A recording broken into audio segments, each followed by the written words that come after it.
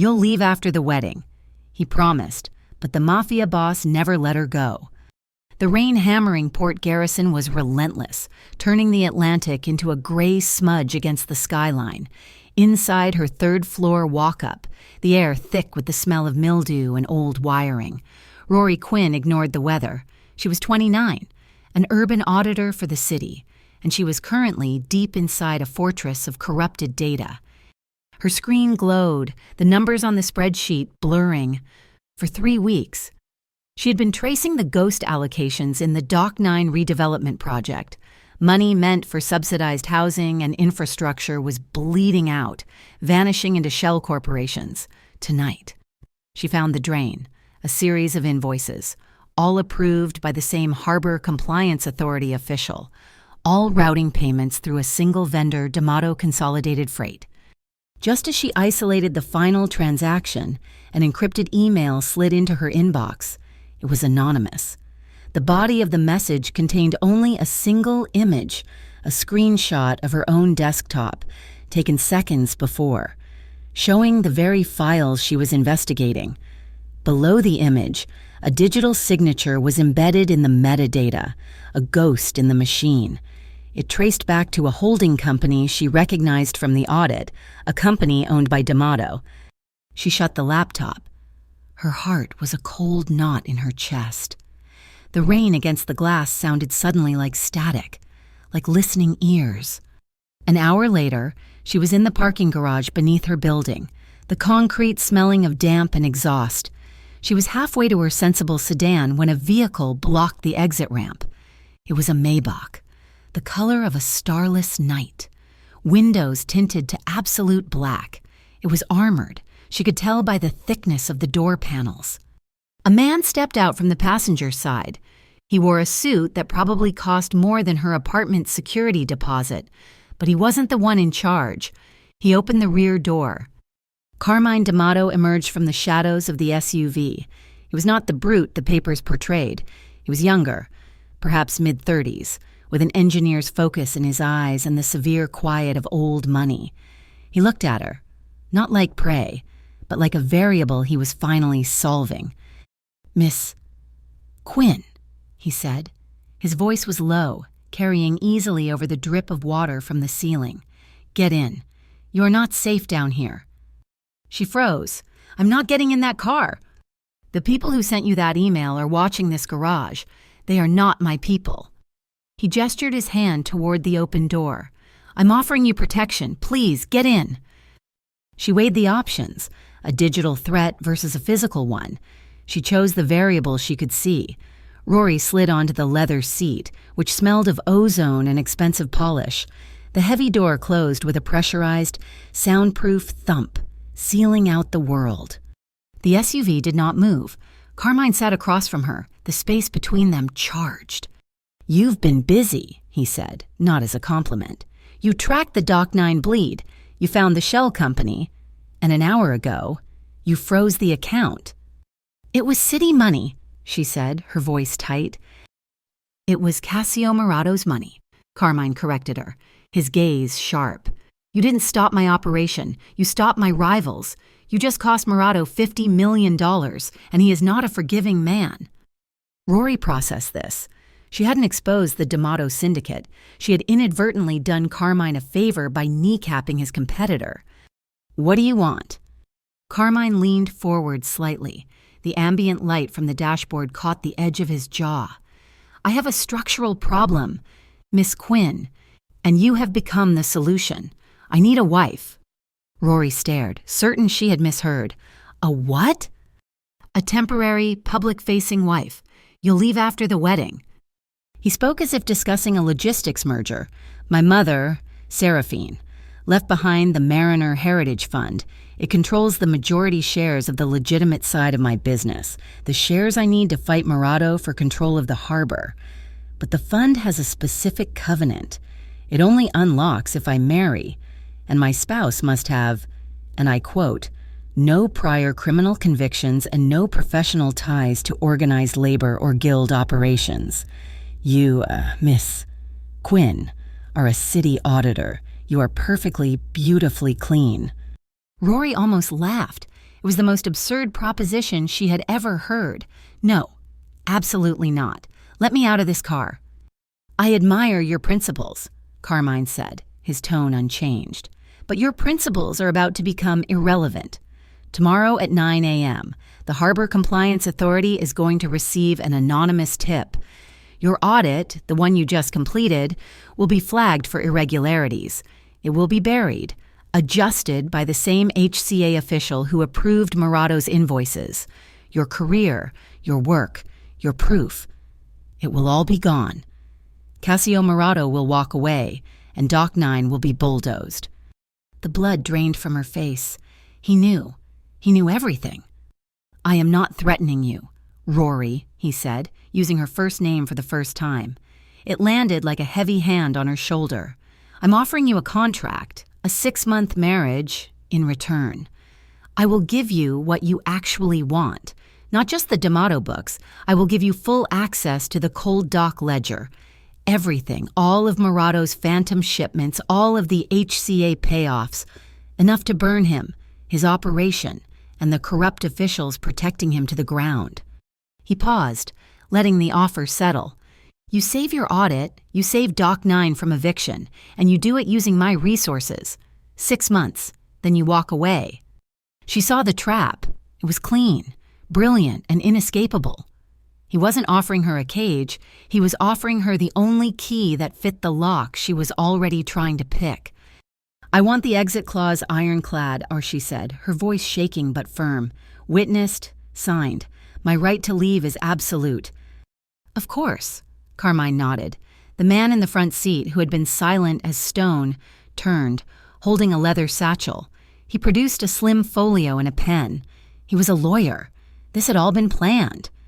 Carmine clicked the pen. He showed her the contract, his finger tapping the last paragraph. "Article 7, uncontested dissolution upon request of R. Quinn after 180 days. He signed his name, Carmine D'Amato. The lawyer signed as witness. Carmine passed the pen to her. "Save the city, Miss Quinn." Her hand trembled as she signed. When she returned to her apartment, the smell of mildew seemed stronger, suffocating. On her kitchen counter sat 2 items that had not been there an hour ago, delivered by the silent lawyer: a thin, understated platinum wedding band and a heavy, black security card with a gold chip. It was an access key to the D'Amato headquarters. Rory picked up the ring. It was cold. She realized, with sickening clarity, that the spreadsheet she had conquered meant nothing. She had just stepped into a different kind of audit, one where the numbers were men and the contracts were written in blood, and she had absolutely no control. The cold dock was not a server room. It was a tomb, located in a sub-basement of the D'Amato building. It was humidity-controlled and air-gapped from the world. The servers themselves were dinosaurs, offline archive units that Carmine's mother had installed 20 years prior. The access key Carmine had given her was the only one. For 2 days, Rory swam in 2 decades of shipping manifests. It was clean, suspiciously clean. Then she found the annotation system. It was not in any digital ledger, but in scanned copies of handwritten load reports. A simple color coding. Most shipments were marked in black or blue, but a few, once every quarter, were tagged with a faded green grease pencil next to the code SG, seagrass. These seagrass shipments corresponded with inbound vessels from ports that had no business trading in Port Garrison. They carried mundane cargo textiles, industrial solvents, machine parts, but the payment logs were routed through a complex web of offshore banks before landing in the accounts of the Cobalto Union. It was not D'Amato money. It was Murado's, and Seraphine D'Amato had been tracking her rival's money laundering for years. Carmine hadn't just given Rory a key. He had given her his mother's life's work. On the 3rd day, a formal notice arrived, hand-delivered from the Office of Urban Trusts, the city's most powerful and archaic civic watchdog.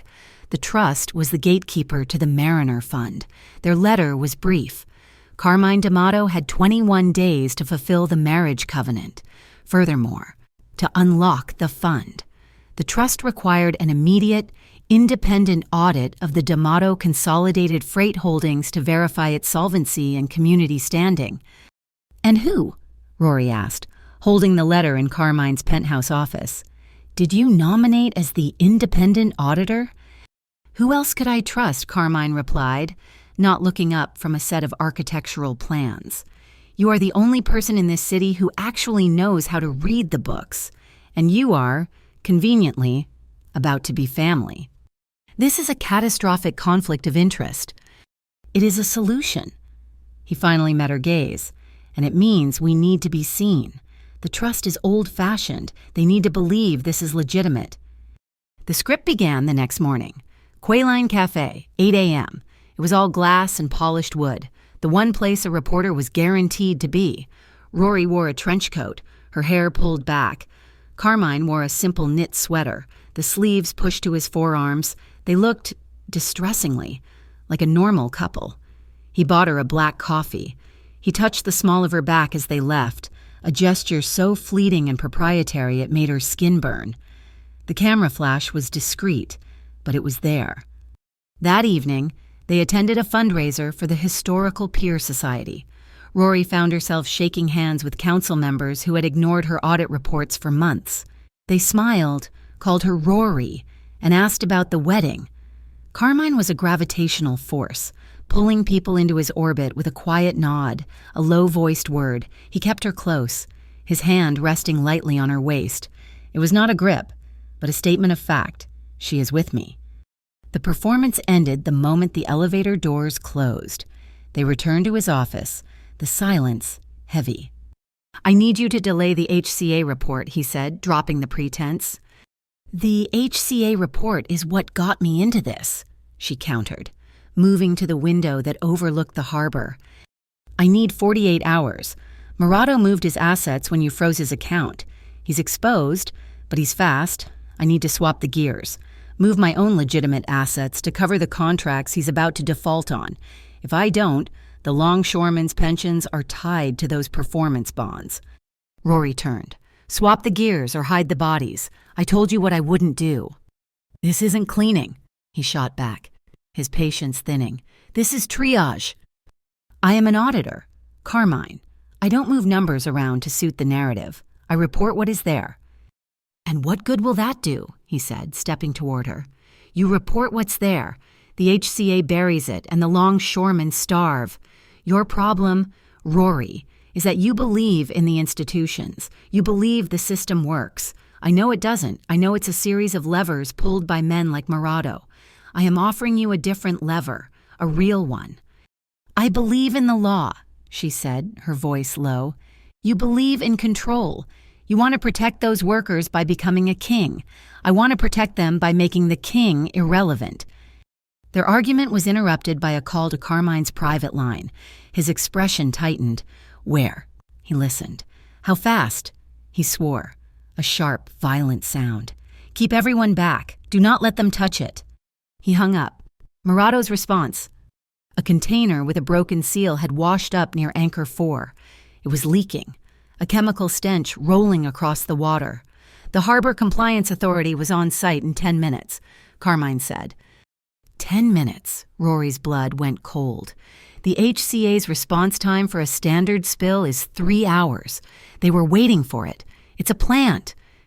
They're going to pin a chemical dumping charge on my manifest, Carmine said, grabbing a set of keys. An environmental violation is the one thing that lets the city void my leases. Come on. He didn't take her to the docks. He took her to a bluff overlooking the entire harbor. He spread a map across the hood of the Mayfair. It wasn't a shipping map. It was a map of interests, of leverage and ownership. This is the war, he said, his finger landing on a red-circled area. Anchor 7, it's the linchpin. It controls deep water access. Right now, it's zoned for industrial use and community housing. That's Dock 9. He pointed to a smaller, blue-shaded box. This is Murado. He doesn't want the harbor. He wants this, a luxury resort and casino with a private marina. If he gets Anchor 7, he gets the city council to rezone the entire waterfront. Dock 9 gets condemned. He looked at her, the wind pulling at his hair. It's not about money. Rory, it's about 1,200 families, 1,200 homes that will be evicted the moment I lose. She looked at the map, at the grids that represented lives. Her audit was never about money. It was about this. It was about the people the system had failed. They drove back in silence. When they reached the penthouse, Rory walked to his desk. She took out a sheet of paper and the pen he had used for their contract. "We're adding a clause," she said. He stood very still. "An addendum. If I find any evidence in the cold dock or any other ledger that D'Amato operations are actively harming the community, not just extra-legal, but causing direct systemic harm, this marriage is null and void. The contract is broken. I walk." She was challenging him. She was taking his mother's legacy and holding it to the light. Carmine stared at her, the silence stretching. He saw the fire in her, the unbending iron of her principles. He had chosen her because she was clean, but he was realizing she was also sharp. He took the pen and signed the addendum. Agreed. His eyes were dark, shadowed with a calculation she couldn't read. He understood perfectly. He had trapped her with a contract. She had just used it to put a leash on him. Atelier Iridessa was a universe away from the harbor. It was a sterile, silent expanse of cream-colored carpets and track lighting, a place where the only sound was the discreet snip of shears, the rain, now a full-blown coastal gale, lashed against the floor-to-ceiling windows, turning the Port Garrison skyline into a watercolor impression. Rory stood on a small platform, a statue being draped in ivory silk. The dress was minimalist, modern, and suffocating. It was a costume for a role she had not auditioned for. The seamstress, a stern woman named Ilara, knelt at her feet, pinning the hem with sharp, precise movements. The door chimed, and Carmine D'Amato entered. He was late. He brought the storm in with him. His black cashmere overcoat was dark with rain, the shoulders soaked through. He ran a hand through his hair, dislodging drops of water. As he approached, the sterile air of the atelier was displaced. He smelled of the cold Atlantic and, faintly, of expensive sandalwood shaving soap. Ilara paused, bowing her head slightly. "Mr. D'Amato." Carmine merely nodded, his gaze fixed on Rory. He was evaluating the dress, the fit, the image. He was auditing her. "Turn," he said. Rory rotated slowly on the platform. "The fabric is too simple," Carmine observed to Ilara. "It is Belgian silk, sir. The simplicity is the design. It needs—" He trailed off.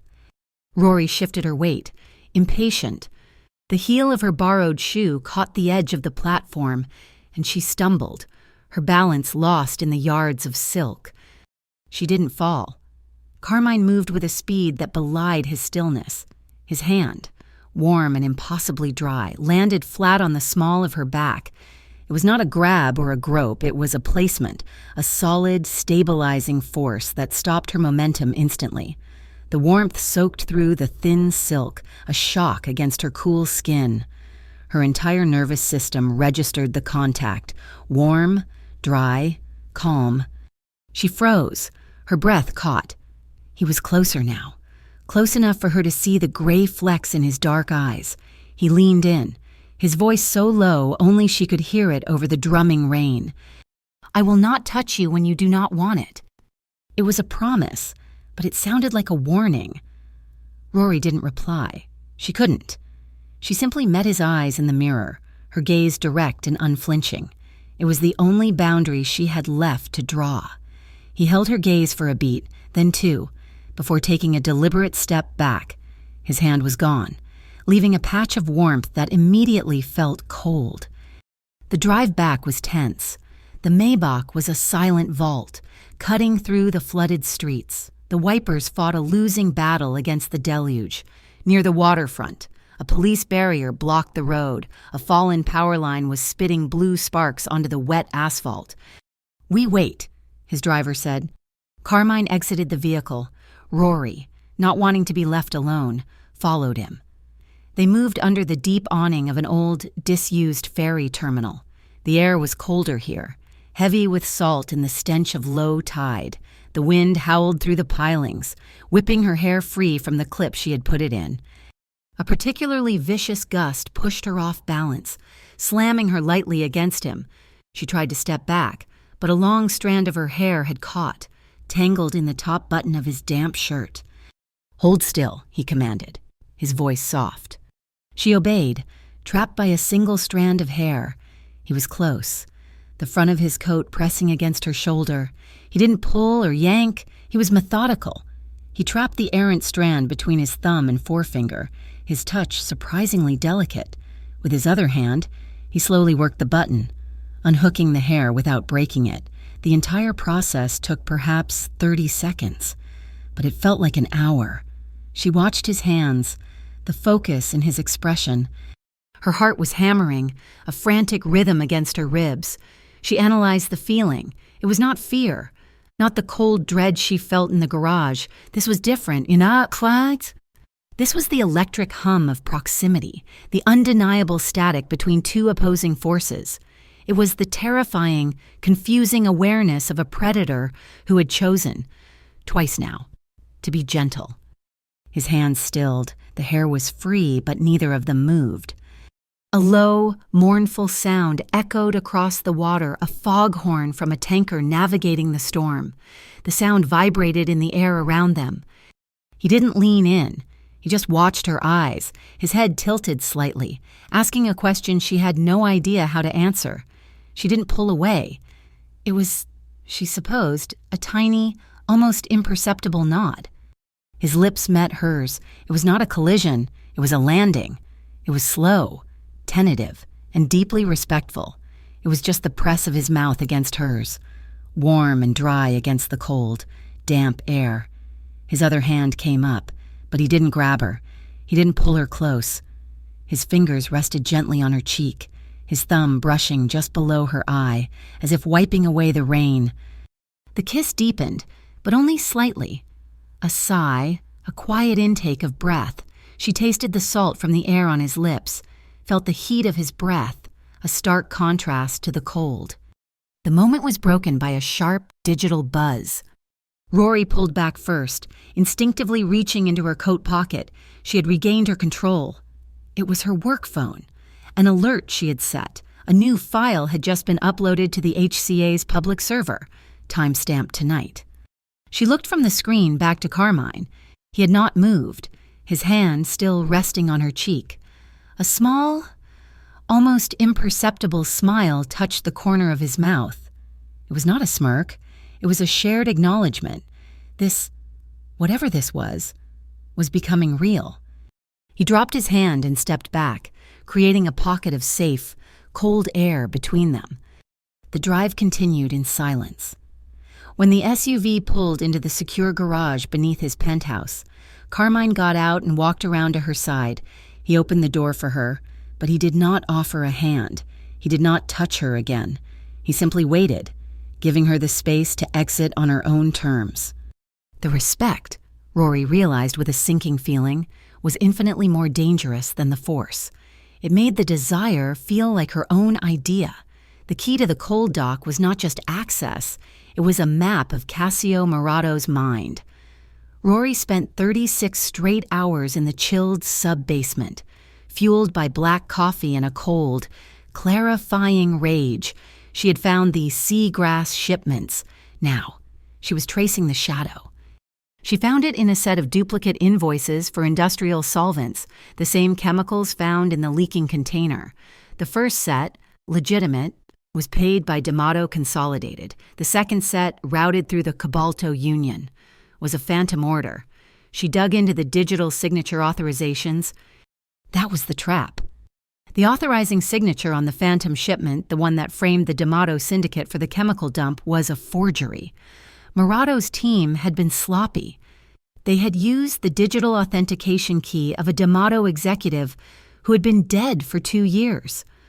Morato had not just planted a container, he had planted a legal time bomb, signed by a ghost, designed to detonate the moment Carmine tried to claim his inheritance.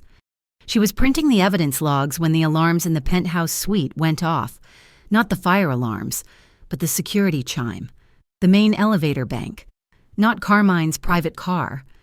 When she got upstairs, the office was silent, filled with men in dark blue windbreakers. Interstate Financial Crimes Directorate, IFCD. Carmine was standing by his desk, watching them, his face a mask of granite. A lead agent, humorless and gray, handed him a warrant.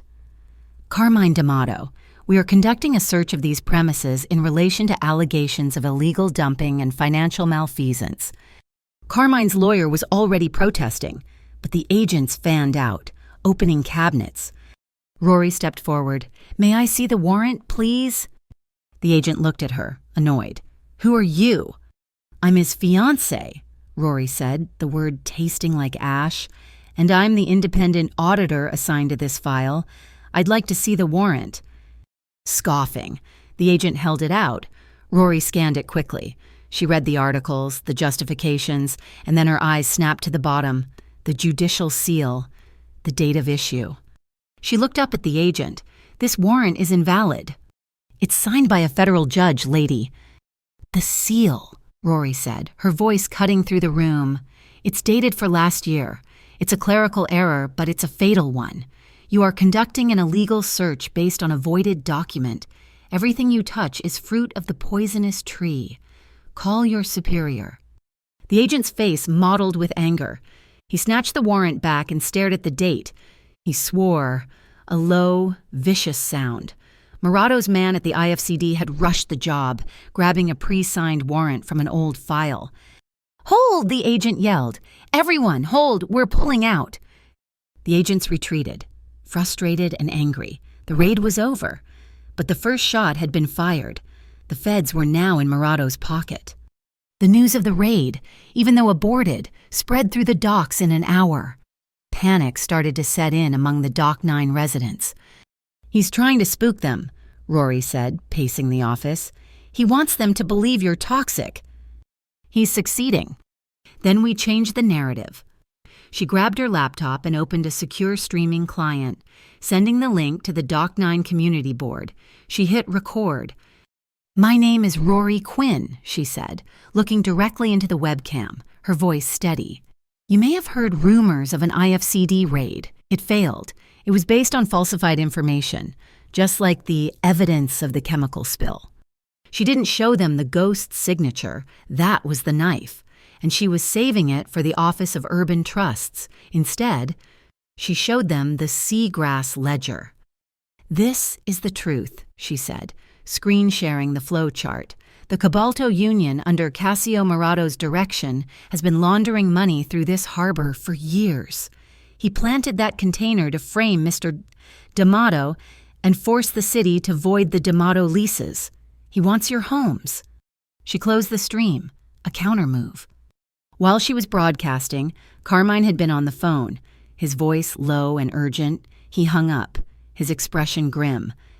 I bought us time, he said. The eviction notices for Dock 9 were set to go out tomorrow. I just got a 14-day injunction from a civil judge. How? Rory asked. The city won't listen to you. I posted a bond, a personal guarantee for the full value of the properties. Rory understood immediately.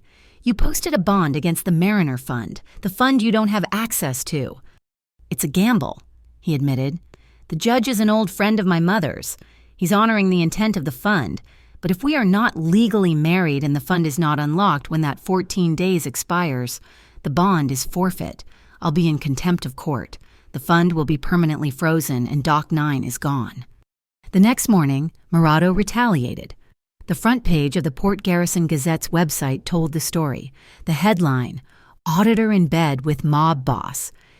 It was the photo from the Quayline Cafe, taken from a low angle. It made them look conspiratorial, intimate. Her hand on her coffee cup, his leaning toward her. The story painted her as a compromised official, a woman bought by a crime lord, her audit a complete sham. Her reputation, the only currency she truly valued, was now burning. An hour later, the HCA made its move, citing the Gazette article and the ongoing IFCD investigation into the chemical spill. They issued an emergency order.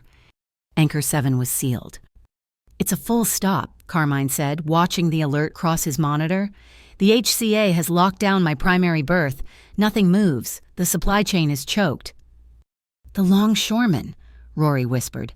"The contracts. If the cargo doesn't move, they don't get paid."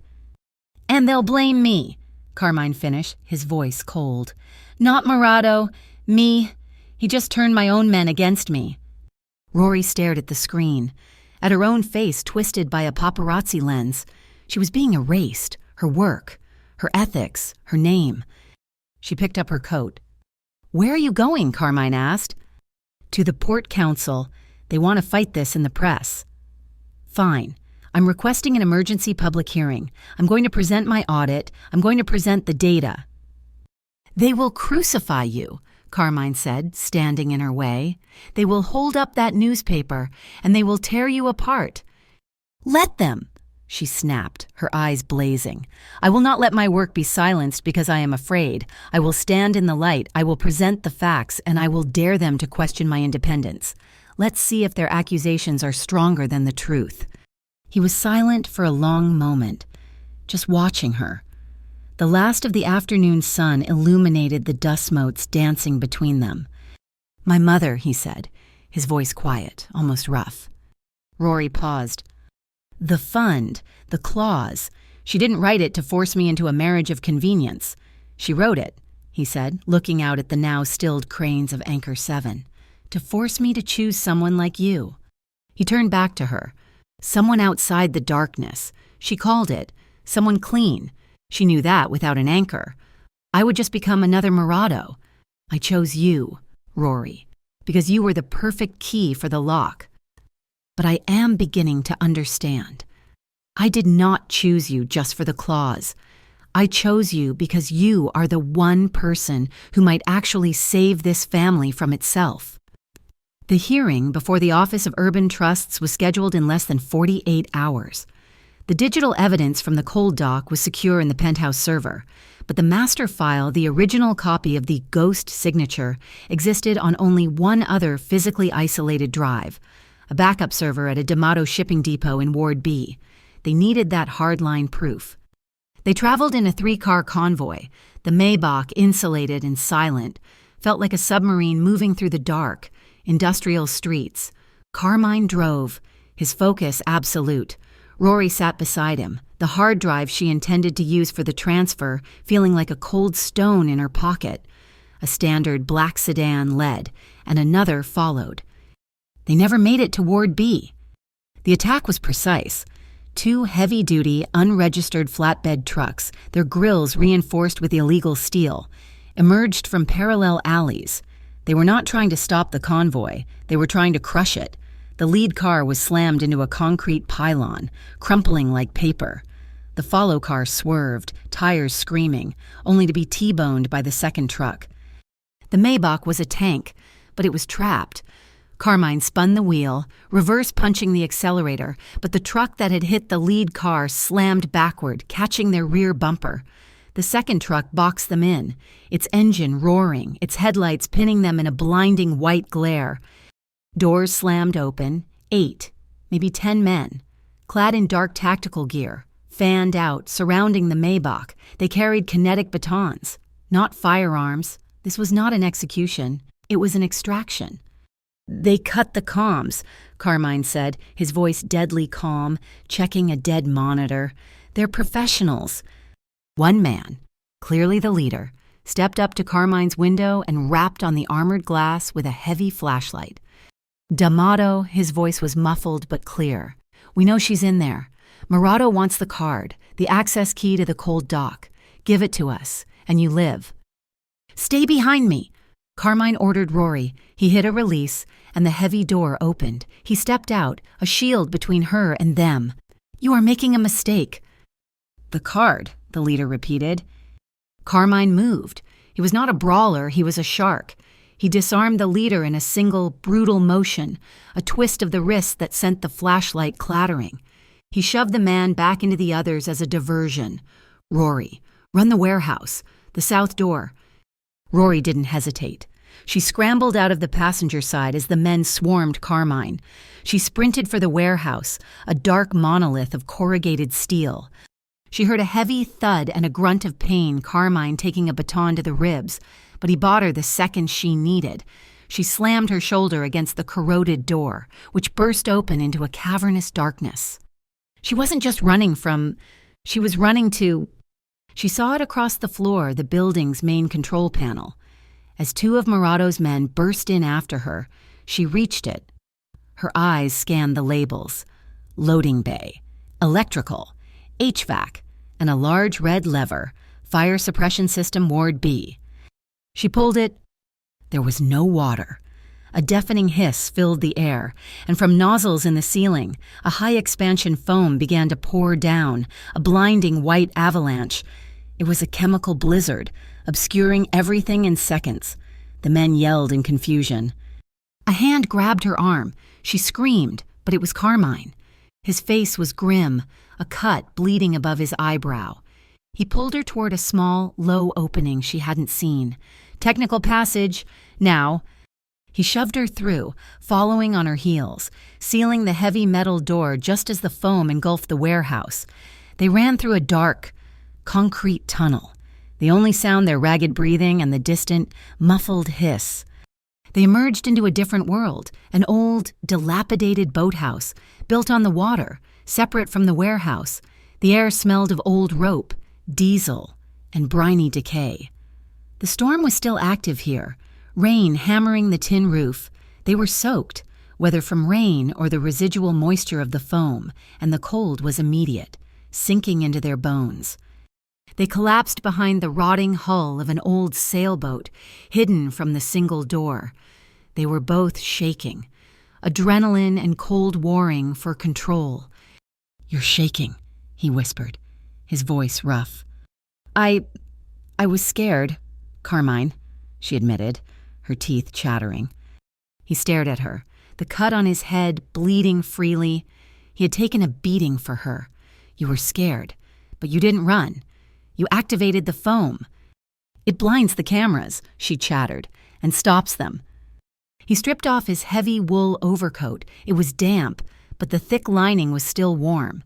He wrapped it around her, pulling it tight, his hands lingering on her shoulders. The coat was heavy, carrying his scent sandalwood and the faint metallic tang of his blood.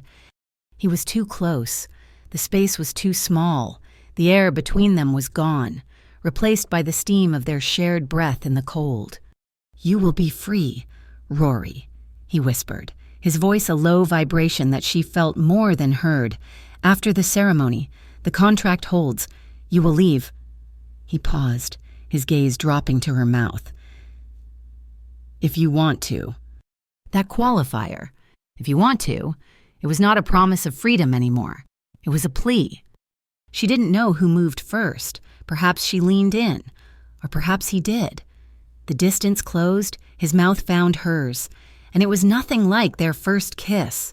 There was no gentleness, no respect, no hesitation. It was a collision. It was raw, bruising, and desperate, a release of all the fear, the adrenaline, and the weeks of suppressed, terrifying attraction. His hand moved from her shoulder to the back of her neck, his fingers tangling in her wet hair, holding her steady as he deepened the kiss. It was consuming. His other hand slid down her back, not in a caress, but an anchor, pulling her flush against his chest as if he could weld her to him. She gripped the front of his shirt, her knuckles white, her body trembling not from the cold, but from this. He broke the kiss, but only for a second, resting his forehead against hers. They were both breathless. "Carmine," she breathed, a warning to him, or perhaps to herself. He answered by kissing her again, slower this time, but deeper. It was a deliberate exploration, a claiming. His hand slid from her back, his fingers tracing the sharp line of her jaw, his thumb brushing the hollow of her collarbone. The touch was a brand, a shock of heat that radiated through her. They stayed like that, lost in the sound of the rain and their own breathing, until the immediate, burning need cooled to a manageable fire. Rory was the one to pull back. though it felt like tearing something. She rested her forehead against his, her eyes closed, her breathing still ragged. "We are not safe," she whispered. "No," he agreed, his own voice unsteady. "We still have data to save." "That brought them back?" He nodded, his expression hardening as he returned to the mission. He released her, though his hands stayed on her arms. "The hub for the Ward B server is on the outside wall of the warehouse," he said. "I know," she said, her voice stronger. "That's why I triggered the foam. It covers the eastern wall. The cameras are blind." She had been one step ahead all along. She pulled away from his warmth. Reaching down, she slid a false seam in her boot and pulled out a slim, waterproof hard drive and a small, black box and offline data relay. "We have one chance." They moved, low and fast, back to the connecting tunnel. The warehouse was a sea of white foam, shielded by the boathouse wall. She found the external server junction. Her hands, though still shaking, were precise. She plugged the relay into the port. A small green light blinked. "Downloading 30 seconds. It was the longest 30 seconds of her life. Carmine stood over her, a shadow, watching the warehouse door, his body a tense shield. The light flashed, complete. She ripped the drive free, securing it back in her boot. Sirens wailed in the distance. A real alarm this time, triggered by the foam. "Time to go," he said. They slipped away, using the labyrinth of stacked containers as cover. As they rounded the last crane and hit the relative safety of the main pier, his hand found hers. It was not a romantic, lingering hold. It was a brief, solid grip, his fingers closing around hers for a single, short beat. It was not a word. It was a contract, different from the one on paper. They were, finally, a team. The hearing room for the Office of Urban Trusts was a pressure cooker. Every seat was filled. The press lined the back wall, and the entire front section was a sea of grim-faced longshoremen and residents from Dock 9. Rory and Carmine sat at one table, a phalanx of lawyers for Cassio Morato at another. Morato's lead counsel, a shark in a $2,000 suit, attacked first. He did not bother with the data. He attacked the source. "This entire proceeding is a farce," he boomed, gesturing to Rory. "We have here an auditor, a city official, who is compromised. She is, by her own admission, engaged to the very man she is supposed to be auditing." He threw a copy of the Gazette onto the table. The picture of Rory and Carmine at the cafe staring up. "This is not an audit. It is a conspiracy. We demand this entire report be thrown out." The room murmured. The board members looked uneasy. Then Rory stood. She walked to the podium, her steps measured, her hands steady. She laid the cold dock hard drive on the lectern. "Yes," she said, her voice clear and amplified by the microphone.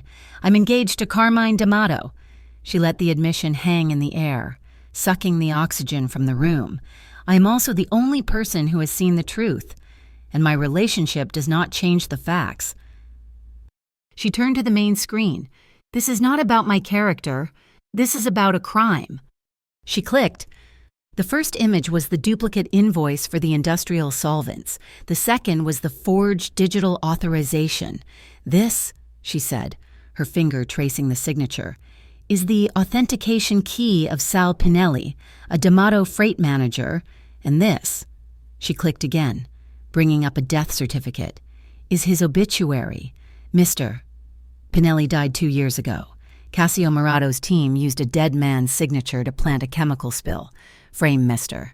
D'Amato, and poison this harbor. This is not a conflict of interest. It is felony fraud." The room was silent. Then, Commissioner Vance, one of the men from Eli's video, spoke up, his voice oily. "A compelling story, Miss Quinn, but the board has just received new evidence." He held up a document, an affidavit from a registered HCA informant, stating that you, yourself, requested access to Mr. Pinelli's expired keys 3 weeks ago, citing archival protocol. It seems if anyone is a forger, it is you. A collective gasp. Rory felt the blood drain from her face. It was a lie, a brilliant, damning lie. She was being framed. Before she could speak, Carmine stood. "May I address the board?" Vance, smelling blood, nodded. "Mr. D'Amato." Carmine did not look at Vance. He looked at the residents of Dock 9. "There has been much talk about my integrity, about trust, about my family's legacy." He produced a single, notarized document from his breast pocket. "This is an affidavit signed by me this morning. It states that if this board, or any subsequent investigation, finds a single instance of criminal malfeasance by my company that harms this community, I will immediately and irrevocably cede 100% of the voting rights and assets of the Mariner Fund, not to the city, to the Dock 9 Community Trust, to be managed by the people you see here today." It was a nuclear bomb. The lawyers for Murado stared, mouths agape. The residents of Dock 9 were on their feet, cheering. Carmine had just taken the board's power away. If they voted against him, they handed his entire fortune to the very people Murado wanted to evict. Murado, sitting in the front row, was no longer smiling. His face was a mask of cold fury. He stood, walked to the back of the room, and made a call. Minutes later, an HCA official, flanked by Harbor Police, burst into the hearing. "By order of the Harbor Compliance Authority, all D'Amato berths are hereby frozen, effective immediately," he shouted, serving a stunned Carmine with the injunction, "All assets are locked, pending a full criminal investigation." Murado had played his trump card. If he couldn't have the fund, he would bankrupt Carmine. The supply chain was now severed. "He's cut off the medicine," Rory whispered to Carmine, her mind racing. The injunction was absolute. But Rory was already moving. She turned back to the judge overseeing the hearing. "Your Honor, this action by the HCA is not just a commercial matter. It is a public health emergency." She pushed her laptop to the judge. "I am invoking City Charter 17-3, the Public Utility Security Clause. D'Amato Consolidated is the sole cold chain logistics provider for Port Garrison General Hospital and 3 regional pharmaceutical distributors. This injunction, as of right now, has stopped the flow of insulin, oncology drugs, and emergency blood plasma." The judge looked at the HCA official, his face pale. "Is this true?" The official stammered, It's a total freeze, Your Honor." "Then you have just endangered this city," the judge roared. "I am issuing an immediate judicial override. A humanitarian corridor is to be opened at Anchor 4, effective immediately. All medical freight will move." It was a small victory, but it broke the blockade. Carmine had a lifeline. As the room descended into chaos, an investigator from the out, the one honest member of the board, discreetly handed Rory a tablet. The board authorized surveillance on Mr. Murado after Mr. D'Amato's affidavit. "We wanted to see who his partners were. This was last night." Rory hit play. It was clean, admissible, and devastating. Cassio Murado on a private yacht, shaking hands and sharing champagne with the CEO of Blue Meridian Development, the company slated to build the luxury resorts. The motive, the money, the conspiracy, all in one handshake. The hearing reconvened. Rory presented the new video. The link was undeniable. Murado's plan was exposed. His lawyers were shouting objections, but it was over. Cassio Murado himself stood up. He calmly brushed the lint from his suit. He looked past his lawyers, past the board, directly at Rory. He smiled, a chilling, reptilian gesture. "This changes nothing. We will appeal. This board is compromised." He started to walk out, then paused, his eyes landing on Carmine, then back to her. "See you after the wedding." He was gone. The room was silent. Rory and Carmine met each other's gaze across the chaos. The hearing was won. The fund was safe, for now. But Murado had just made it clear the true battlefront was not the harbor. It was their marriage. The real war would begin the second they said, "I do." Before leaving the courthouse, Rory met with the Dock 9 community leaders in the atrium. She placed the co-ownership agreement Carmine had drafted on the table. "This is the real contract," she said. She signed her name, locking in the ethical charter, binding the Mariner Fund to the people. Her professional oath, the one Murado had tried to destroy, was now the foundation of the entire harbor. The wedding was held on Pier 3, not in a church. The groom was a mafia boss and the bride was a city auditor, and the cathedral was the cavernous sky over the Atlantic. The sunset was violent, a slash of crimson and bruised purple that painted the silent, watching cranes in shades of fire and blood. The guests were not family. They were 50 longshoremen who stood in their work jackets, their hands clasped respectfully. A few sober-faced representatives from the Office of Urban Trust stood near the back, their presence a legal necessity. Rory's brother, Eli, stood closest. His good arm crossed over his chest, his eyes fixed on Carmine, a silent, unwilling witness.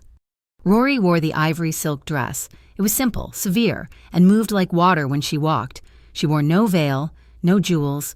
Carmine wore a dark gray suit, no tie, his collar open, as if he had come straight from a crisis. The city clerk was visibly nervous, his voice trembling as he read the script from a binder. When he reached the vows, a silence fell over the pier, broken only by the cry of a distant gull. Rory turned to Carmine. She did not take his hands. "I will not promise to obey," she said, her voice steady, carrying on the cold, salt-laced wind. "But I will make this vow. I will tell the truth, even when the truth hurts you, and I will hold this harbor, and you, to the light." The dock workers murmured their approval. It was the vow of an auditor, an oath of iron.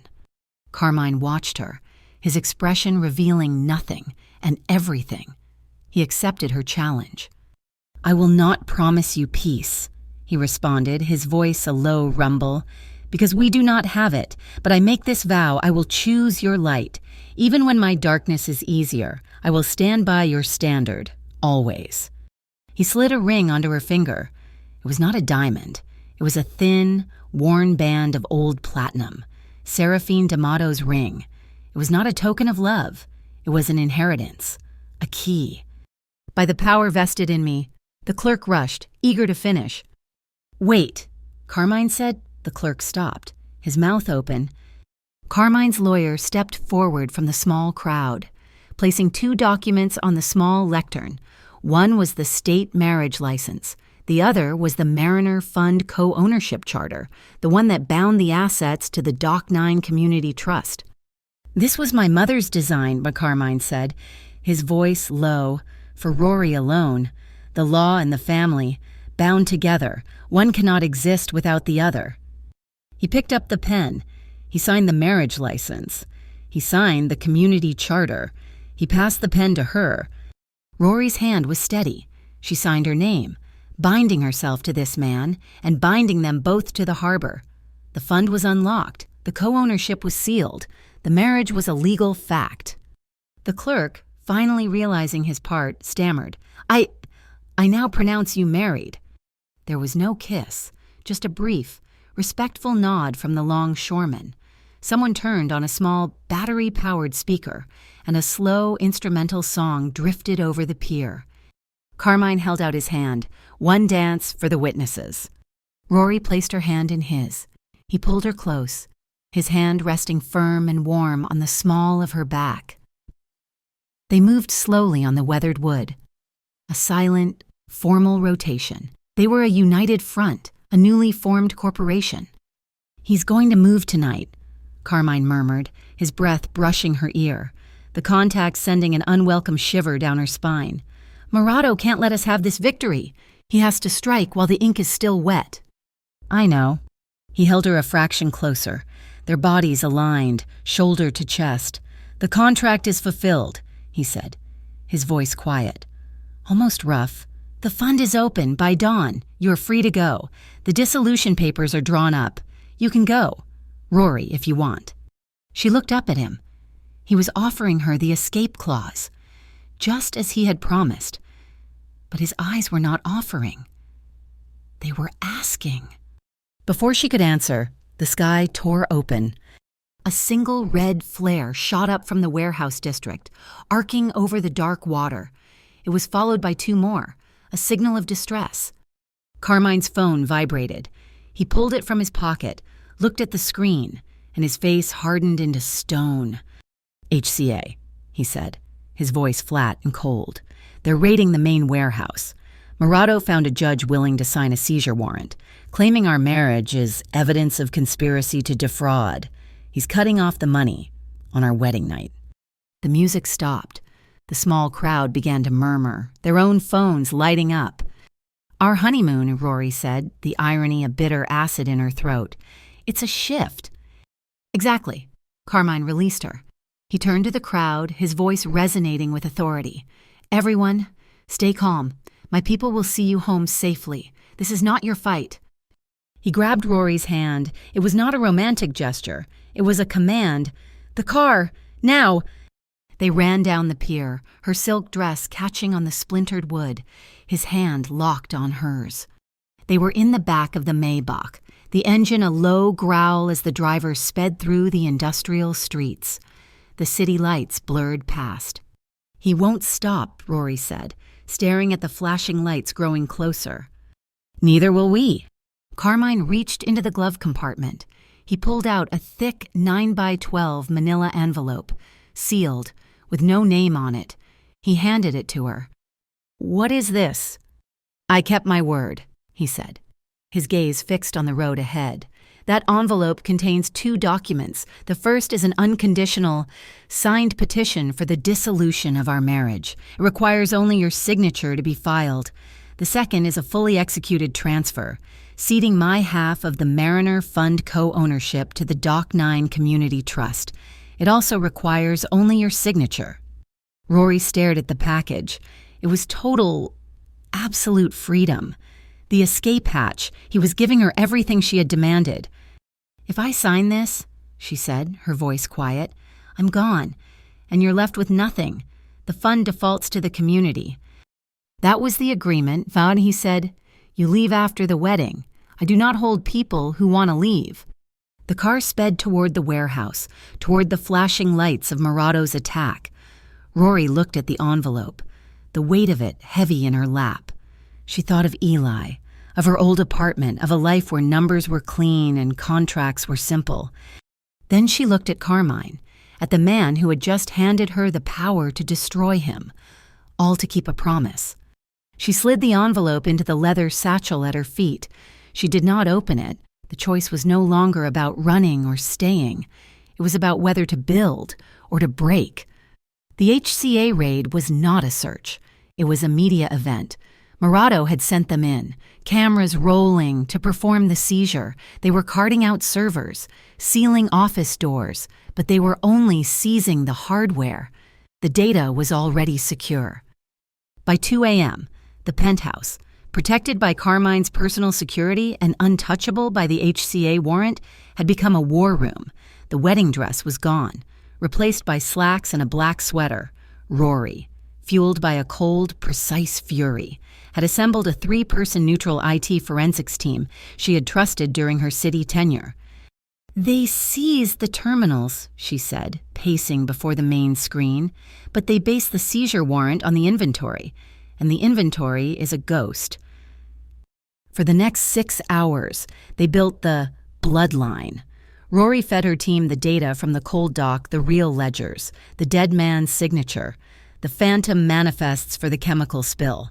The forensics team cross-referenced this with the HCA's own publicly filed seizure orders. The resulting image on the screen was a devastating flow chart. 100% of the HCA's legal justification, every warrant, every order originated from the fraudulent data Murado's team had planted.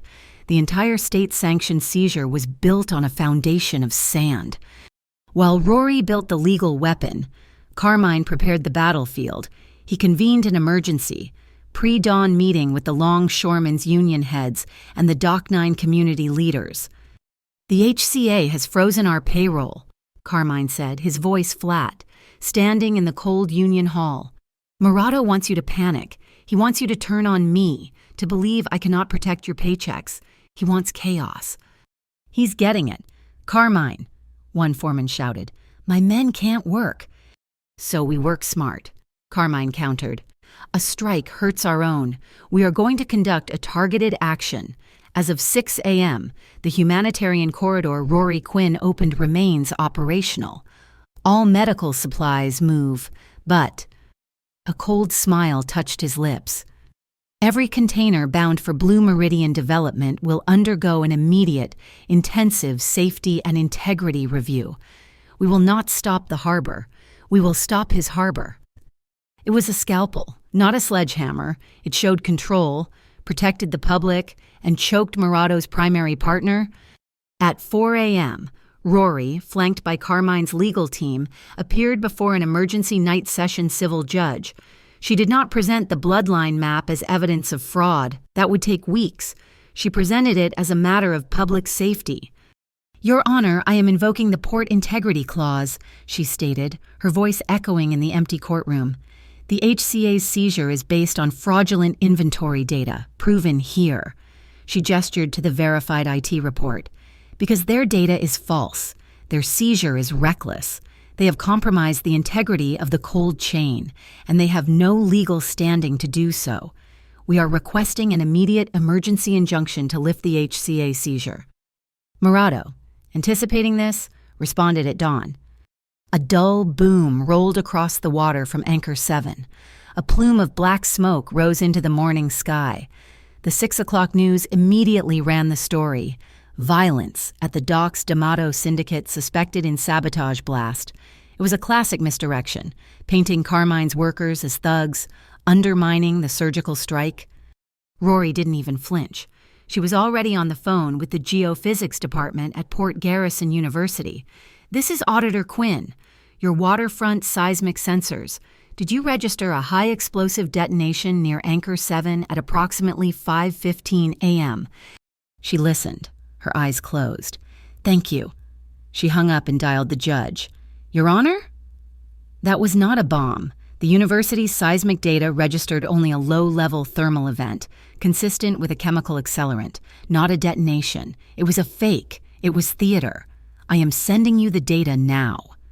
The combination was too much. The bloodline map proving the fraud, the surgical, non-violent strike by the longshoremen.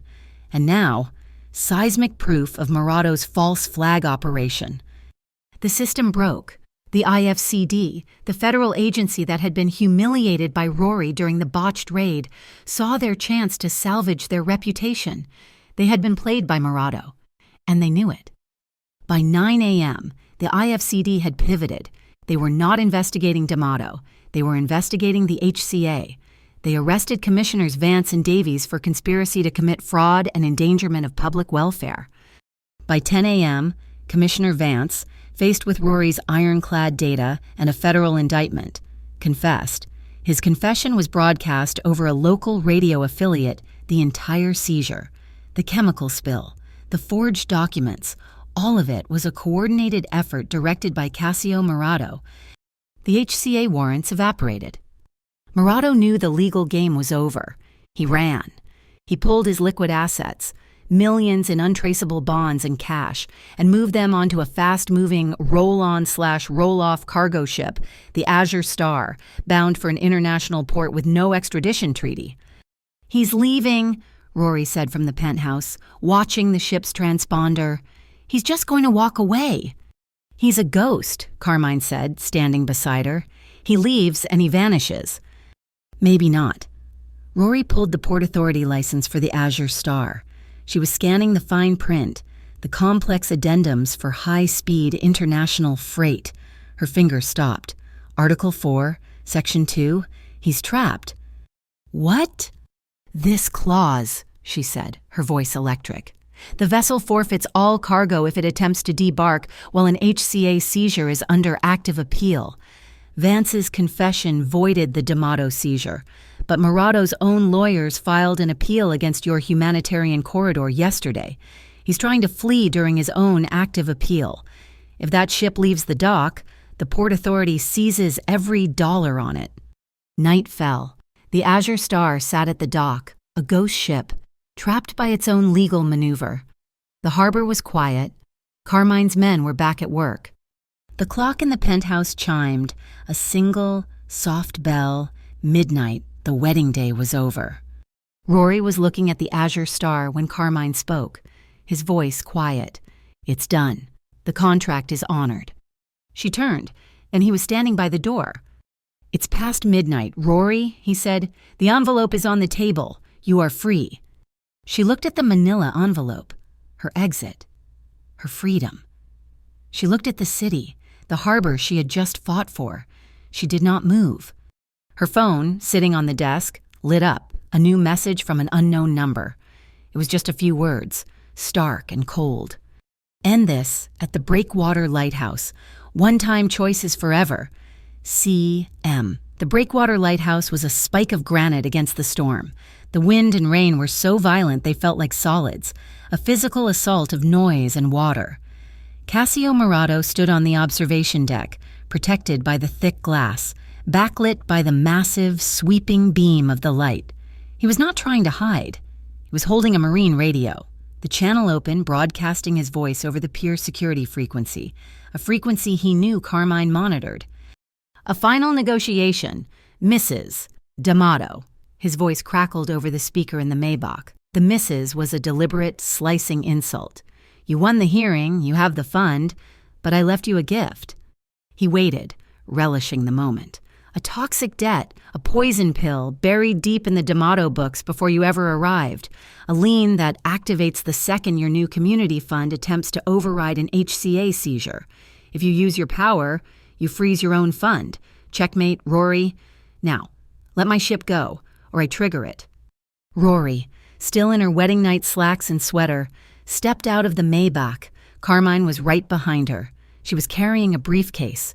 "You talk too much, Cassio," she said, her voice calm. She opened the case. It did not contain a weapon. It contained a portable, high-lumen projector. She aimed it at the massive, flat brick wall of the lighthouse base. An image flickered to life, sharp and clear against the wet brick. "You're a brilliant strategist, Cassio," she said, "but you're a sloppy accountant. This," the image shifted, "is the cold dock hash chain, the immutable, verified ledger, and this," she overlaid a second file, "is the digital signature on your forged chemical manifest, the one that started this." She walked toward the wall, pointing. "You see the problem. Your forgery is time-stamped at 2:03 a.m., but the cold dock block containing that transaction," she highlighted a green line of code, "wasn't validated by the system until 2:05 a.m. You faked the data, but you faked the time wrong. You signed for a package that didn't exist yet. It was irrefutable, digital proof of a lie." Headlights flooded the causeway, 3 SUVs from the D'Amato Port Security Team, lights flashing, boxed Murado in.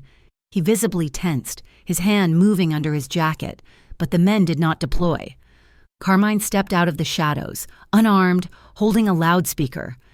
"Cassio," Carmine's voice boomed over the storm, "we are not here to fight, no, we are here to document. Everything said here, including your confession of planting toxic debt, is being live-streamed to the Office of Urban Trusts and an open channel at the IFCD. It's over." Murado laughed, a real, genuine laugh that was torn apart by the wind. "You're both fools, you still believe in the system." He raised his own radio. "You think the out is listening. The out is with me, Mr. President. Are you there?" A new voice crackled over the frequency, the distinguished, elderly voice of Out President Thorne. "This is President Thorne. By emergency decree, based on new evidence of collusion, I am placing the Mariner Fund in immediate receivership. All assets are frozen. A new seizure order is being executed." Murado smiled, victorious. But Rory was smiling too. "That's a very clear transmission, Mr. Thorne," she said, speaking toward Carmine's loudspeaker, "and a very clear violation of the Out Charter, specifically Article 4, Section 6. Carmine looked at her, confused. Rory's smile widened. "The president of the trust," she announced to the storm, "cannot issue an emergency decree outside of a scheduled public session or from the official chambers. The moment he made that transmission from an unsecured line, from a location that is not his office, He triggered the emergency failure of protocol clause. Temporary command of the out transferred to the vice president. 5 minutes ago, a new voice hit the loudspeaker. This one patched in from the city, the vice president. This is Acting President Delaney. The order by Mr. Thorne is void. The IFCD has been dispatched to his location. We recognize the D'Amato Quinn charter as valid. The Azure Star is to be held.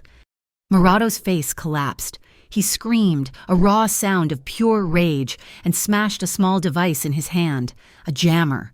The loudspeaker feeds died, and the lights on the pier flickered. He turned to run, a desperate sprint for the Ro-Ro docked in the shadows, his one chance at escape. But he was too late. Rory was already standing at the hood of the Maybach. The manila envelope her freedom was open. Carmine watched her, his face unreadable. She pulled out the documents. She did not sign the dissolution paper. She tossed it aside, the wind catching it. She took out her phone, reactivated her own secure channel, and held up a third document, her first official act as co-owner of the Mariner Fund. "I can leave today," she said to Carmine, the pen in her hand. "But before I go, I am choosing to sign this a full safety and integrity stop on all Blue Meridian cargo, effective immediately, by the power of the Mariner Fund." She signed her name Rory Quinn D'Amato. By signing that, she activated the Port Integrity Clause. The Azure Star, legally bound to the Blue Meridian cargo, was now locked down by an ironclad ethical order. She had beaten him with the law, not a gun. Sirens erupted from the city. The IFCD, no longer jammed, was moving in. Morato froze on the pier, trapped between the law and the water. Carmine looked at the unused dissolution papers. Still on the hood, he walked over. He looked at the papers, then at her. He did not take them. He did not look relieved. He simply pushed the envelope back toward her, his hand open. "The choice remains yours. Rory, stay or go.